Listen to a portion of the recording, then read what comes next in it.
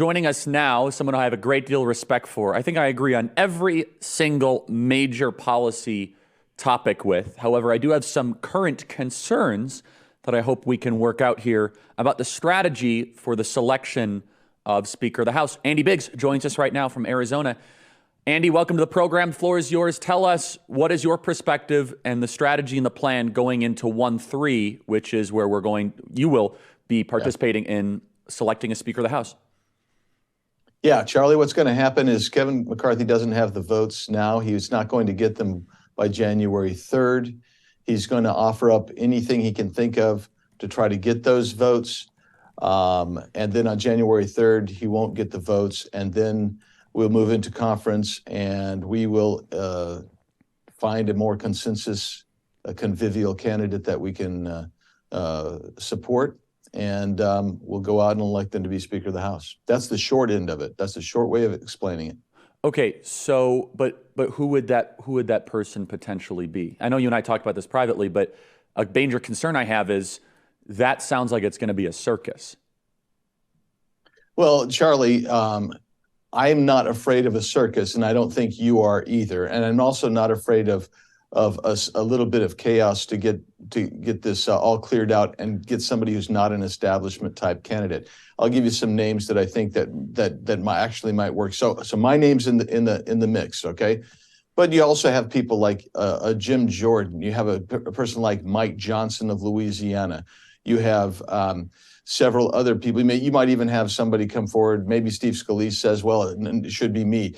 You actually have people in a conference, Charlie, who are very, very accomplished. Now, you have maybe not everybody's as accomplished as others, but there are some who are tremendous leaders, tremendously accomplished, who have reflect the conservative conscience or the conservative center of the Republican conference. And they would be available. They would come through. Some of them aren't going to actually even put their name out there, would never even think of putting their name out there unless it's demonstrated to them that Kevin doesn't really have the votes. So I think the fear that some people have, I certainly do, is that we barely won the House, 4 seats. Why are we playing with metaphorical nuclear weaponry right now, right? Doesn't it make sense just to get concessions? Because there's a lot of power, right, in the Freedom Caucus right now, the 4-5 majority. Yeah. To put this into conference for an unnamed person, what if Bacon, I don't know if Bacon is telling the truth or not, right? Some people say he's bluffing. He said he might caucus with Democrats. But it opens up a possibility of us potentially, albeit I don't know if it's 1%, 10%, 20%, where moderate Republicans and Democrats create a uniparty Congress and we effectively lose the majority. No, I see, Charlie, here's where you and I fundamentally disagree. I do not believe that's a realistic scenario at all. So let's just, so some people have said, well, we're going to get a Democrat. Or Kevin's going to make a deal with the Democrats. So let's take that scenario first. That's not going to happen. Who is their leader? The Democrats just elected Hakeem Jeffries, a leftist, to be their leader. Now Hakeem and I have actually worked together on legislation. And so we have points of agreement, but the one point that we don't have is the overall path to go forward.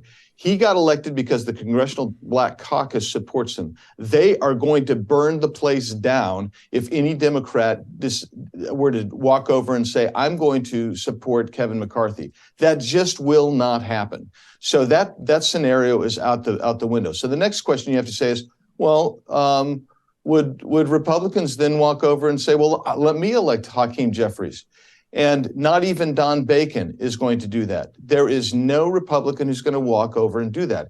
So the real question is, who will emerge to be a viable consensus candidate where people like Don Bacon and Andy Biggs can come together and say, you know what, we have 15 or 20 things that we agree on. We may not agree on another 20 things, but we can get a candidate who's going to bring us together on those 20 things. And they're not going to be an establishment candidate. Now, here's the deal. That's a much more realistic scenario, quite frankly, than either of the scare scenarios that are out there that the McCarthy team is putting out there because they're trying to scare people into voting for them. Well,